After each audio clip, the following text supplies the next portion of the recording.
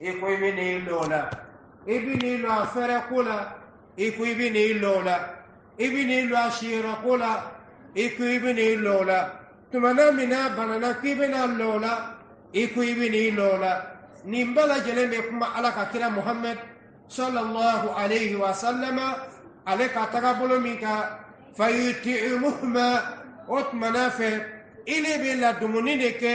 made alislameu ni yere la dumuni musomi fulani e be klatuguni madeu ka dumuni yene ka de ne furo muso maso kono amma nyini Allah ta'ala fe ko no yande ni aw bela jeli ala mukala otmana kibe dumuni yene ka de ne musoma ibe fini nyini ka de ne musoma ibe sigiro nyini ka de ne musoma ni siranado muso ka nunkorota nye nunkorota ye munye akana ke sababu ye muso kana na kodo ta ki segere mi mese ka bo silamaya sharia ko ka ole nunkorota ye insha Allah otmana kito ka muso wazu nga muso wazuli ote ka muso bakop muso ko mo neni aw fa do lembete aw ba do lembete aw ka lubete aw ka kabla bete aw ka jamana bete ay e da manga kasene yorosila na fola ko fi gairi sabbi wala shatmi wala taqbihi ibeta soro jogodo yi obe musuina nga tumana mina eni musuye nyon kanu e mo jogo indo sabula kanu ole be jogo min ka jugu ole bo datugo min kanyi ole bo la kenema otmana ikana dala ko ju ya fo muso yere kuma ikana neni ayere kuna idungana ka sokono mogo neni ikana ka kabla neni iko ibini lola ibini lo afere kula iko ibini lola ibini lo ashira kula iko ibini lola tumana mina banana kibina lola iko ibini lola nimbala jeleme kuma alaka kira Muhammad sallallahu alayhi wa sallama aleka tagabolo mika fayuti'umuhma otmana fe ile be la dumuni de ke made alislameu ni yere la dumuni musomi fulani e be klatuguni madeu ka dumuni yene ka de ne furo muso maso kono amma nyini Allah ta'ala fe ko no yande ni aw bela jeli ala mukala otmana kibe dumuni yene ka de ne musoma ibe fini nyini ka de ne musoma ibe sigiro nyini ka de ne musoma ni siranado muso ka nunkorota nye nunkorota ye munye akana ke sababu ye muso kana na kodo ta ki segere mi mese ka bo silamaya sharia ko ka ole nunkorota ye insha Allah otmana kito ka muso wazu nga muso wazuli ote ka muso bakop muso ko mo neni aw fa do lembete aw ba do lembete aw ka lubete aw ka kabla bete aw ka jamana bete ay e da manga kasene yorosila na fola ko fi gairi sabbi wala shatmi wala taqbihi ibeta soro jogodo yi obe musuina nga tumana mina eni musuye nyon kanu e mo jogo indo sabula kanu ole be jogo min ka jugu ole bo datugo min kanyi ole bo la kenema otmana ikana dala ko jugu ya fo muso yere kuma ikana neni ayere kuna idungana ka sokono mogo neni ikana ka kabla neni ala ka kirabe kumana ni mbele ka sallallahu alayhi wa sallam ina ta'at ni muso yila batuni nadu otmana fe koni bena itiye musula ikini tege musula ola kwile be muso ka dumuni dilama ele ba ka shiro dilama ele be aka fini dilama ele be ni kela e otmana fe ki tege musula hali kuma ka yerela made alislameu mi kene mako islamaya sharia madingeno yi wole be ka lakale Allah subhanahu wa ta'ala bulu amma yene Allah ta'ala fe neni aw ka famiyal ko nyuma dam ala mo kela kambela jelen kulu alai ala mo kela ngana na kedo kile bena musoni mbugo muso inga bugoli sharia yofo kuma lakale la chugo yamina ala ka kira Muhammad sallallahu alayhi wa sallama ayeni bela janifo ko ne bena muso bugo ikana muso bugo ayeke juguni kana muso bugo fo kataka muso yi fo kataka blessé digante walidendu adili ma tugoya mina kuyi jija kuyi ka kolosi ala ka kiraye ne fo sallallahu alayhi wa sallam ni kallo kabe na ken nun korotaye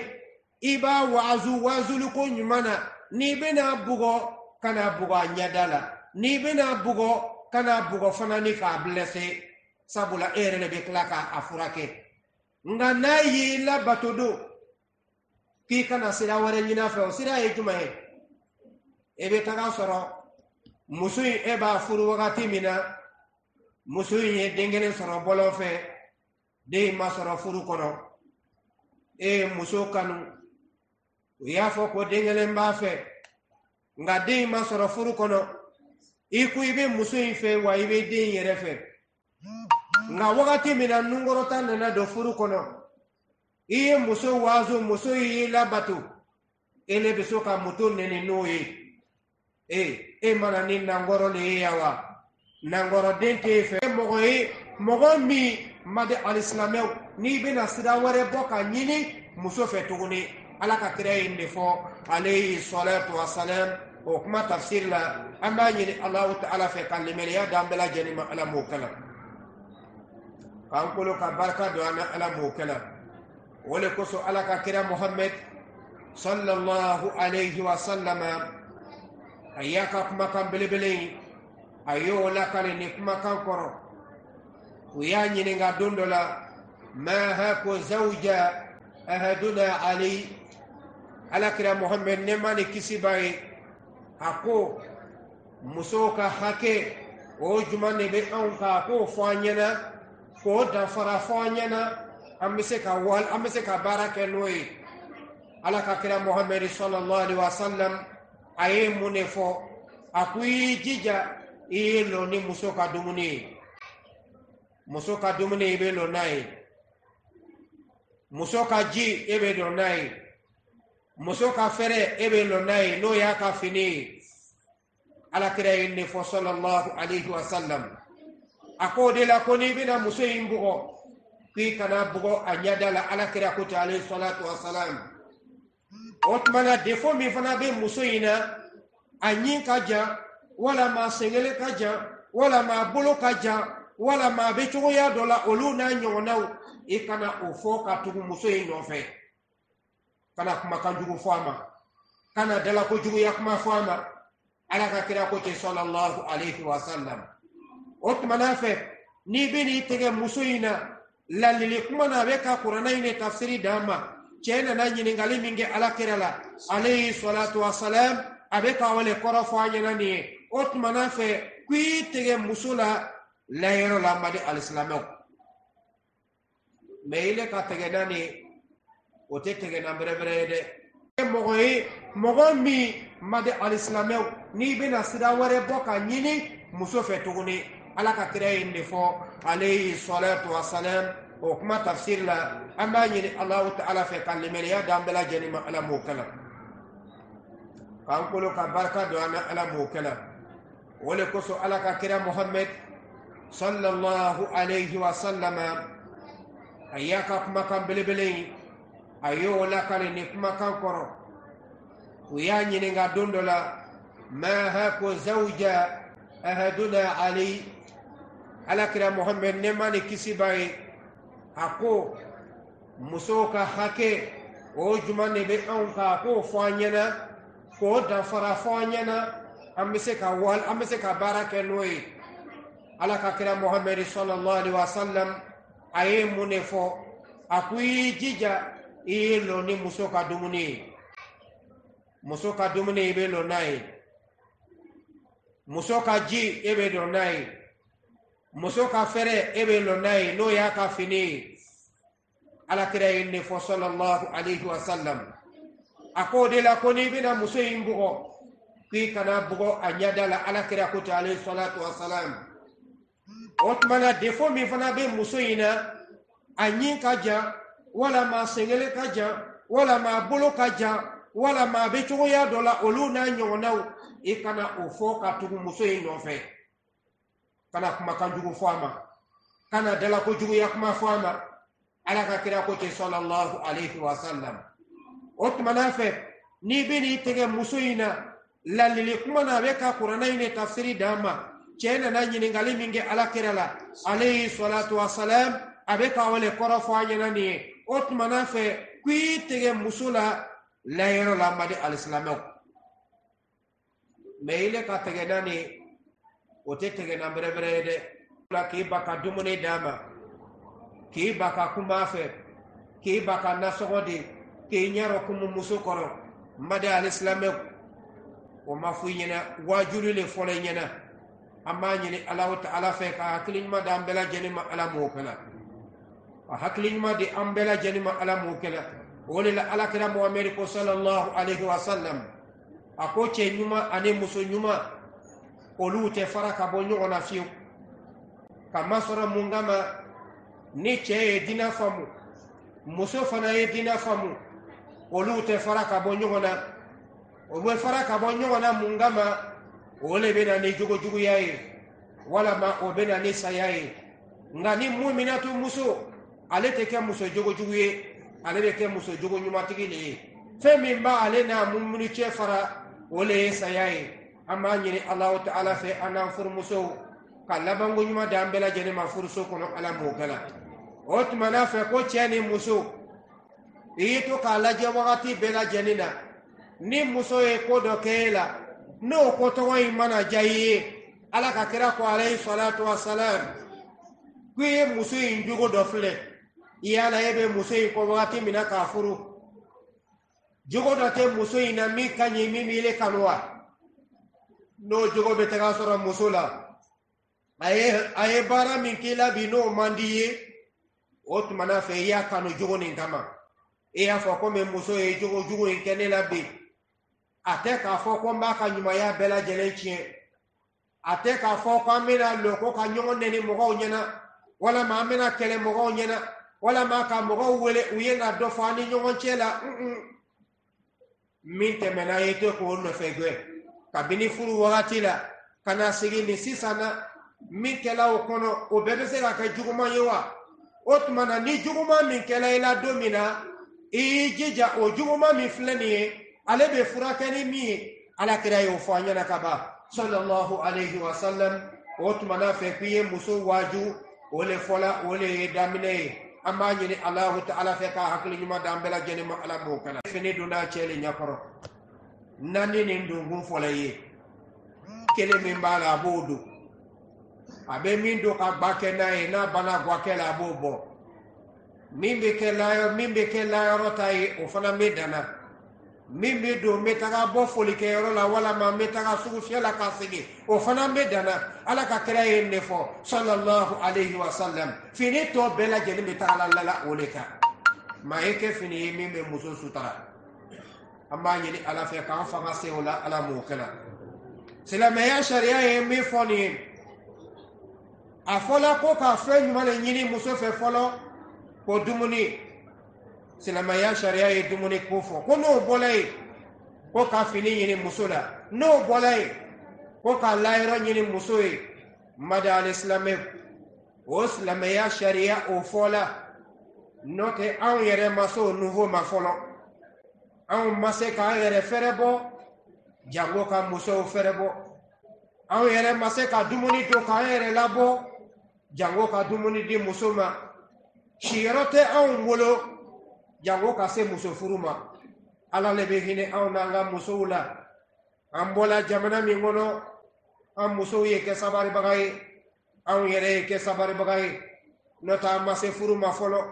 an b'a ɲini alahu ta'ala fɛ halisa ka furu se di an n'an baden silamɛ kelen kelen bɛɛ lajɛlen ma ala m'o kɛ la fini ko min fɔla k'o nɔgɔya an bɛɛ lajɛlen ye ala m'o kɛ la siyɛrɛ ko min fɔla k'o nɔgɔya an bɛɛ lajɛlen ye ala m'o kɛ la dumuni ko min fɔla k'o nɔgɔya an bɛɛ lajɛlen ye ala m'o kɛ la o tuma na filanan ni alakira muhamɛdi y'o fɔ sallallahu alaihi wasallam an yu'allimaha ad-daruri min umuri diniha in kanat la ta'lamu zalik mɛ o ye muso ye min bɛ tɔɔrɔ wele ka bɔ a kan a ka silamɛya diinɛ o de bɛ se ka tɔɔrɔ wele ka min bɛ se ka k'a ma tɔɔrɔ ye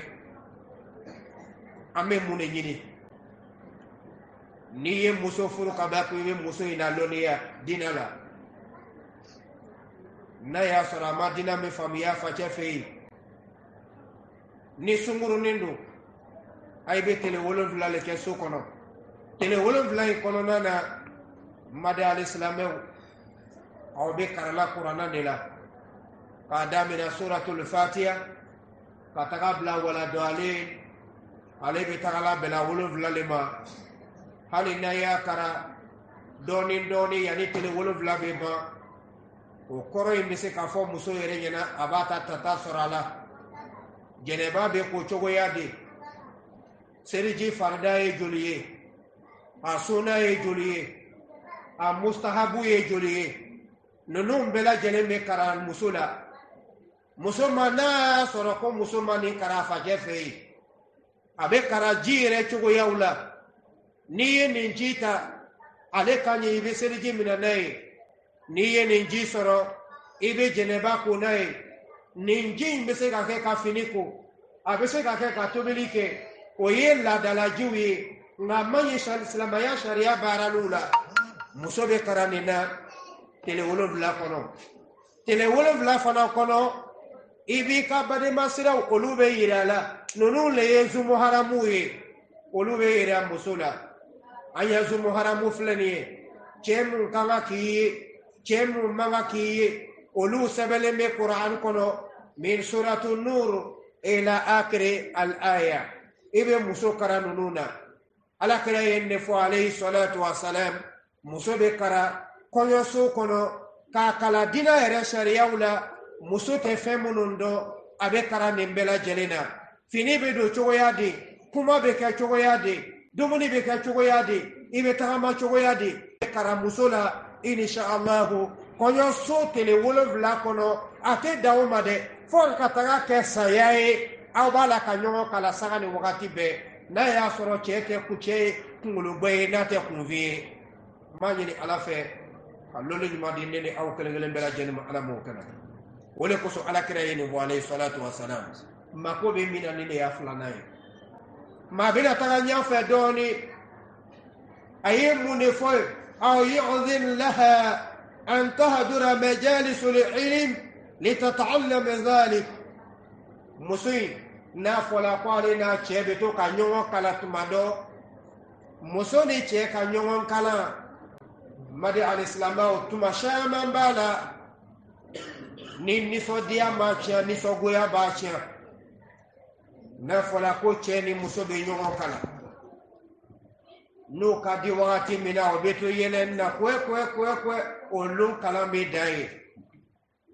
n'o nisɔn man di ɲɔgɔn kɔrɔ lon min na ka kɔnɔna bɔ kɔrɔba n sɛgɛlen don o kalan fana bɛna la nɔ ye madi alisilamɛw ka faamuyali ko ɲuman d'an ma ala m'o kɛ la o de kosɔn n'i sera duniya yɛrɛ yɔrɔ i bɛ taa sɔrɔ kalanso bɛ yen an b'a ɲini alahu ta'ala fɛ ka hakili ɲuman d'an bɛɛ lajɛlen ma ala m'o kɛ la n'a y'a sɔrɔ e cɛ in ma kɛ kalankɛbaga ye ala m'i harijɛgɛ kalan na maa y'i harijɛgɛ diinɛ na i bɛ diinɛ kalan ma i bɛ muso in jogo k'a bila jogo ɲuman sira kan e bɛ to k'a ladabu tile 7 min fɔla o bɛna tɛmɛ e tɛna se ka sigi ten i bɛna wuli ni masakaw ɲinini ye dumuni ko ni layɔrɔ ko ni fini ko min fɔla e de bɛna taga o ɲɛɲini kɔnɔ di muso sigilen ma madi alisilamɛ a ye bɛna to le walew la don dɔ la o bɛna fɔ ko kalan bɛna segin mɛ muso o muso n'i le bɛna wuli k'i bɛna taa kalankɛyɔrɔ de la o y'a sɔrɔ i furucɛ a ye dingɛnni ye an y'a sigi yɔrɔ caman na majlisu caman na insha allahu muso ni cɛw ni i ye dingɛ i muso ma a ye to ka taa kalanyɔrɔ la ka taga lɔnniya ɲini a bɛ lɔnniya ɲini yɔrɔ min na a ye kɛ yɔrɔ ye yɔrɔ min na dabulen don min bɛ bɛn diinɛ ma a kana kɛ jogo caleya yɔrɔ ye a kana kɛ sungurubaya yɔrɔ ye akana ke dandeme yoro akana ke yada yoro ayeke yoro mi ni ladabu bese ka sorala ala yazna ya be sorala abese kana dew ladabu cogoya mina du kono abese ka bademaya tugu cogoya mina abese ka dina yere sangorota cogoya mina abese ka ine yere bunya cogoya mina furuso kono i bange baga wula fo ka taga se komogo bela jelema ibe dinga ma beta ka taga o darsuta ma yeke yoro nyuma ye akana ke karamogo jugu ye amma nyini ala fe neni aw ka ambela jele jogo nya ala mo kala وي دغاما اين مجالس العلم لتتعلم ذلك ابنا كان دينا نيني نا يا صرات فاتيا كو كلاما اي فاتيا بيجيجا كولو نا يا صرا اي شيء تسكا كلا musoka kungo abola fafa dina ema aka kungo bele ne kana sisa cheo ikama ka jijade ala kala bina tofo إذا حاجتها الإصلاح دينها وتزكية روحها ليست أقل من حاجتها إلى الطعام والشراب الواجب بذلهما وذلك لقوله سبحانه وتعالى يا أيها الذين آمنوا قوا أنفسكم وأهليكم نارا على كامل سوابين مولاي صل وسلم دائما أبدا على حبيبك خير الخلق حسن كلهم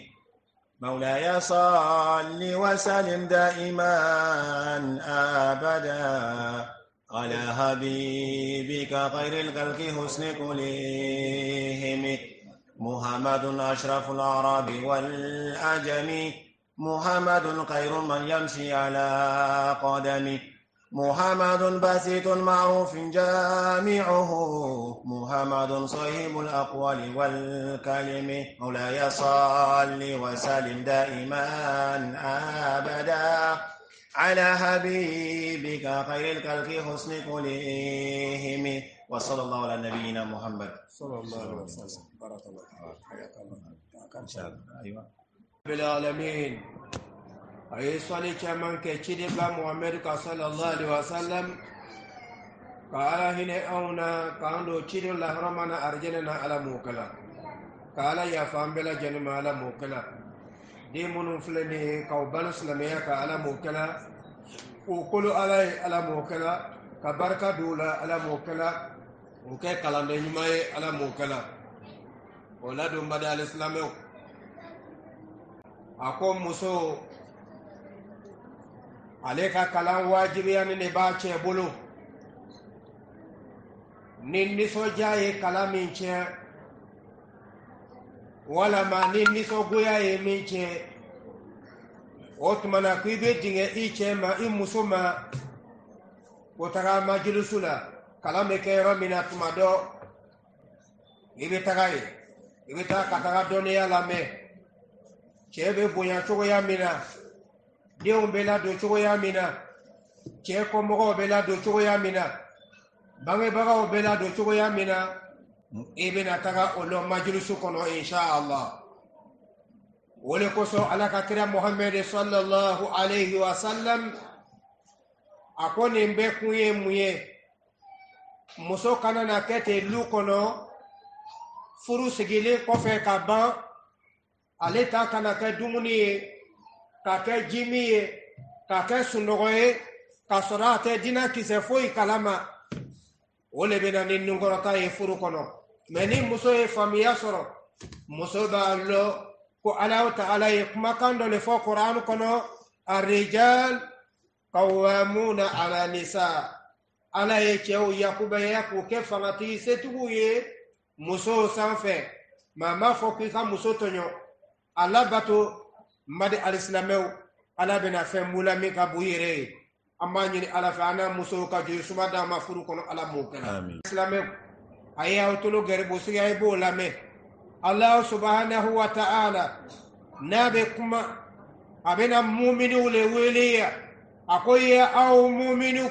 ala mangala mu'mini mu'mini mo jumaye mo mi ya yere kul alay kaso ala tama kaso ala ka kira muhammad tama sallallahu alayhi wa sallam o musonyuma bay hali na ya soro kale che dini wala ma che fangandani wala ma che kala bana bagatoy wala ma che kala che toroko nindoy madi al-islamew ala na kalimene ya bonya kama abeni che ila bato mungama ala ta'ala ka se kale fara mu'minatu muso ka arjinana an bayini ala fe ana muso ka andu arjini ala mo kala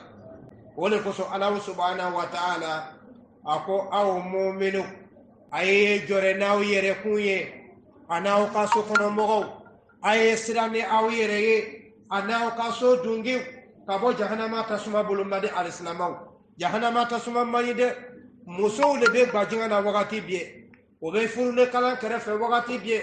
alimeti bu bolo wakati bie biriki bu bolo wakati bie menia ye doma fareka alanya zinanyaka halisa to ka jelo o ye munye al ilim wole doni amma nyini ala fe ka doni nyuma dambela jenima ala mo kala note tasuma mayinde tasuma mayi hali ni bole be suyi ka furnu kala kerefe e be tagafle na shofe la kabakuru memba ko na ibo fle kwaye jore naw yere anaw kaludi natun danawma mad al-islamew aw kaludi joye ala ka kira muhammad sallallahu alayhi wa sallam aqwa al-mar'a min ahli wa waqa wa wikayatuha min an-nar kama sara musumi flani oye aw kaludi ndole ayya la tanga kabo jahannama tasma toroma ala kirabi kan nefo sallallahu alayhi wa sallam mada al-islam oludin damna musoye o muso mi fleni olule bena den wolo kadi awma o den bena aw soro dina min kade o bena tagamano dina le dina jumale be fache bulu dina jumale be bamso bulu mada al-islam ole fola ko chebe muso kala na tese ka kalando aye tagana e kalangaro la pour que jogo be se ka do muso yere be se kana de kala tuguni ka be islamaya shariama no dongande la ilaha illa allah muhammadur rasulullah sallallahu alayhi wa sallam aw be ko flani ka kala ka korofana foyena ko tigi wara jite ndeni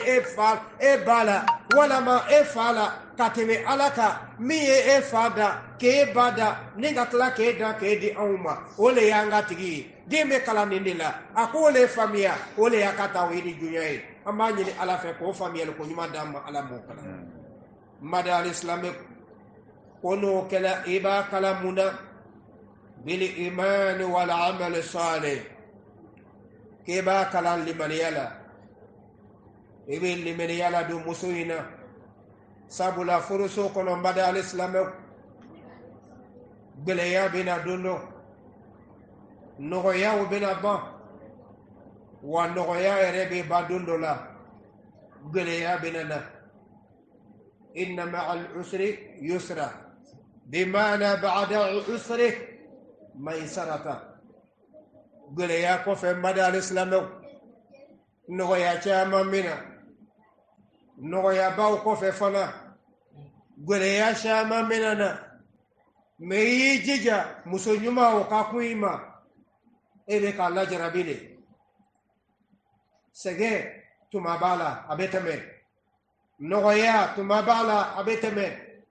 menele ya foko a ko chesegelendo ko ne tese kane fanta yamine ne tese kane kongomine ne tese kane yala ba mine ne tese kane kuma shama mine ibna sigi boda shama ndala de ibulu koro jege ni yo to yi sengoro jege ibe taga bawo yo fe muso aye munya ye sabale ifa kidi chemima amina ni bulu flai fona ya soro jogo jamadama ole bangela ni cheina chekela dolomina ye chekela teseli chekela sonye chekela mogofagala ye chekela namaratoe cɛ kɛla bana dɔ y'a minɛ n'o ye kunkolo wuli bana ye n'an ka fikiw karamɔgɔw y'a la kalan ye o bɛ taga bana suguya 12 la o bana suguya 12 o le b'a to furu bɛ kari ka bɔ yen bi izinillah an b'a ɲini ala fɛ ka faamuyali ko ɲuman d'an ma ala m'o kala muso yi mun ye sabali ko baw bɛna tɛmɛ ko nɔgɔw bɛna na o le kosɔn ko limaniya e b'o ta fɔlɔ n'i ye limaniya sɔrɔ foyi tɛ bonya e ma madi alisilamɛw ni ko gɔlɛn nana ele b'i kanto subhanallah walhamdulillah wala ilaha illallah allahu akbar inna lillahi wa inna ilayhi raji'un e bɛ tɛmɛ ni yɛrɛ ye e bɛ seli jibina ni seli wagati le bɛ lɔfila di ala ma walama e bɛ kuranna kalan walama e bɛ wurudili kɛ e bɛ tila k'o cɛ sama ka gwara i la fa karisa fa i sigi yan nin gɛlɛya in ko fɔ e bɛ fɛ k'i yɛrɛ faga ni gɛlɛya kɛla o ye diɲɛ baalen ye wa gɛlɛya min ye alakira muhamadu sɔrɔ sallallahu alaihi wasallam e m'o mɛn fo an ba kadija to ye alakira la den alayhi salatu wassalam an ba kadija radiyallahu anha musow ka belebele ale ye alakira la den tumana min na n'o gɛlɛya ye alakira sɔrɔ alakira ye kanto de ko a duniya mata wa khayru mata'uha al-mar'atu salihah o diɲɛ ye dagamu ye nka diɲɛ dagamu sɔn kayrama o le ye muso ɲuman ye ni ko sigi bi ma sigi ni k'i wuli a ko an dagatɔ lo ni ko a fina a ko kirikiri ni ko a gwela a ko pas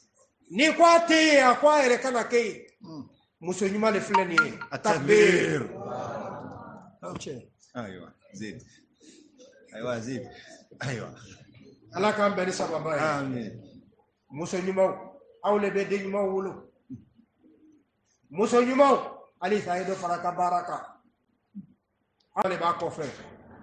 muso ye dɔ fara i ka ɲani kan ni muso ye limaniya sɔrɔ k'an ka muso kara limaniya la wala amɛli sɔli an b'o kara baara ɲuman na o baara ɲuman dɔ ye jumɛn ye muso bɛ se ka bɔ a fa fɛ yen ni dugusɛ gwɛladenw le kan ka taga fɔ fa ma assalamu alaikum baba assalamu alaikum mama a b'i bolo la den kun na ko ala ka i ni hɛrɛ bɛn o y'a tagatɔ ye n badi alisilamɛw ani fɛn bɛɛ le bɛ ɲɔgɔn na denmusonin degela nin na k'a to a fa fɛ yen denjɛnin degela nin na k'a to a fa fɛ yen n'a tagala furuso la ni dugu gwɛla dɔrɔn a bɛ taga fɔ a furucɛ ye assalamu alaikum cɛ b'a laminɛ n'a tilala foli laminɛni na o bɛ dugawu kɛ ɲɔgɔn ye o dugawu tɛ binna an b'a ɲini ala fɛ ka nunkɔrɔta bɔ an ka furuw la ala m'o kala amin mɛ ni muso ma kalan nin na dun ni muso ma kalan nin na mako si tɛ nin na mɛ o b'a yiri la i y'a la cɛ ni muso jɔn le ka kan ka jɔn fo silamɛya sariya bɛ na n'a bɛɛ lajɛlen ye cɛ le ye kotigi ye ala kira ko sallallahu alaihi wasallam mɔgɔ min bɛ yɛlɛn ka fɛn kan ale le bɛ sen na n b'a fɔ ko i ni nin tuma mɔgɔ min bɛ sen na ale le bɛ sigi b'a fɔ ko i ni nin tuma o tuma na cɛ ni muso jɔn le sigilen bɛ yen mada alisilamɛw muso le nana cɛ sigilen sɔrɔ yen mɛ ni muso bɔra kɛnɛ ma n'a bɛ don lu kɔnɔ assalamu alaikum a bɛ salamu laminɛ wa alaikum salam wa rahmatullahi wa barakatuh baraji 30 sɔrɔ muso ye baraji 10 sɔrɔ mɛ n'ala y'a kɛ n'i le fana bɔra kɛnɛ ma n'i le bɛna don lu kɔnɔ i kana don ni fiɲɛ ye dɔw bɛ nu kɔrɔta ka don muso kan ko ne le ye lutigi ye ni muso ma ne fɔ ko ne t'a fɔ e ye cɛ fugari le ye dinɛ faamuyali ko ɲuman ala k'a d'an ma ne bɛ don i kana fɔɲɔ ta n'a y'a sɔrɔ i bugɔlen bɛ bɔlɔn fɛ i kana la o labɔ mɔgɔw ka den kun i bɛ tagama dɔɔnin dɔɔnin i bɛ na hali n'i bɛ kasi la i ɲɛji la cɛ i bɛ na ni nisɔndiya ye fɛn b'i bolo fɛn t'i bolo na ni nisɔndiya ye du kɔnɔ salamu alaikum wa rahmatullah i bɛ muso in tan don k'a jan don a yɛrɛ la iba tando ka jadu ayerela muso be kila k'a fɔ wa alaikum salam wa rahmatullahi wa barakatuh e yɛrɛ min ko k'e ye kotigi ye e ye baraji 10 sɔrɔ muso ye 30 sɔrɔ n'a bɛnna ni mɛlɛkɛw ka amina ye foyi t'a ni arijɛnɛ cɛ fɔ ka sa n b'a ɲini ala fɛ ka labanko ɲuman d'an ma ala m'o kalan ninnu le bɛ lu diya mais fo limaniya le ka sɔrɔ fɔlɔ an b'a ɲini ala fɛ o limaniya ko ɲuman k'o d'an bɛɛ lajɛlen ma ala m'o kalan ka barika don an bɛɛ lajɛlen na ala m'o kalan o ye o baara ɲuman dɔ ye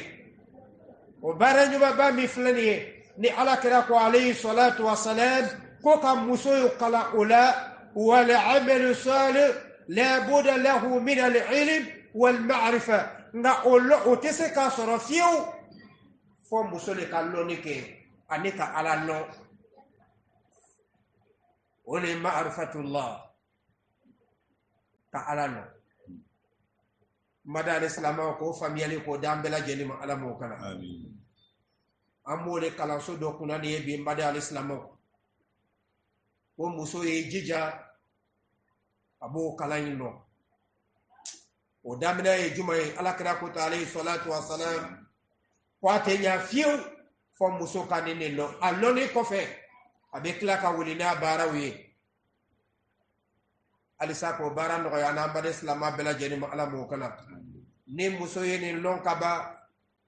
ale tɛ ko la cɛ ka tuguni min bɛ cɛ degun ale t'a fɔ cɛ ma tuguni a donni bɛ ten a bɔni bɛ ten ni cɛ ye sariya min fɔ a ye ale bɛ sɔn cɛ ta o ma a tɛ cɛ kulo bila a tɛ cɛ fana lakari a t'a kɔrɔfɔ olu le ye muso ɲumanw ye ni sabatila nin kan ala ta'ala bɛna den ɲuman d'i ma an b'a ɲini ala fɛ ka den ɲuman d'an bɛɛ lajɛlen ma ala m'o kalan o de kosɔn alakira muhammed sallallahu alayhi wa sallam a ko a y'aw musow wasu ɲɔgɔnya a y'aw musow ladi a y'u ladi ni mun ye a y'u ladi ni hɛrɛ kɛli ye o hɛrɛ ye jumɛn ye denw la ni muso y'a den hinɛ minɛ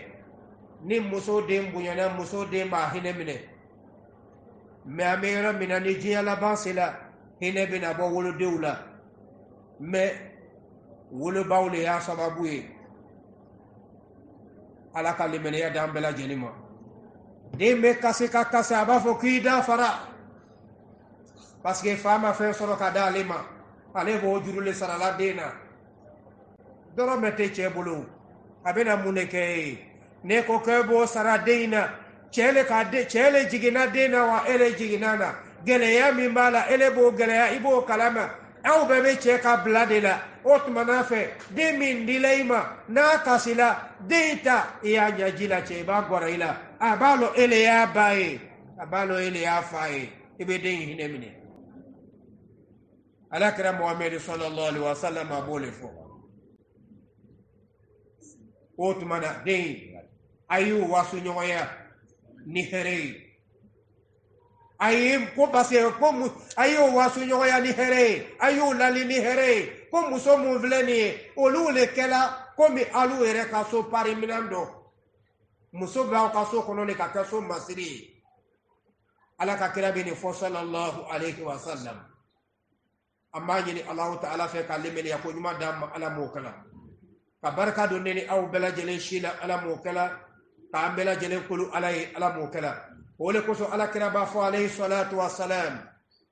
a ko ne le ka ɲi n muso ma ka tɛmɛ aw bɛɛ lajɛlen kan o tuma na ko a ye ɲani kɛ ka taga aw muso ma a ye surprise kɛ aw muso ye surprise ye mun ye n'i bɔra ka taga yɔrɔ dɔ la i bɛ se ka fini dɔ san don dɔ la ka na di muso ma a bɛ se ka kɛ sabara ye komi sabara le ka ca an fɛ yan walama n'i tagala jida la jɛgɛw ka ca ye walama a bɛ se ka kɛ fini ye a kɛra fini sugu o sugu ye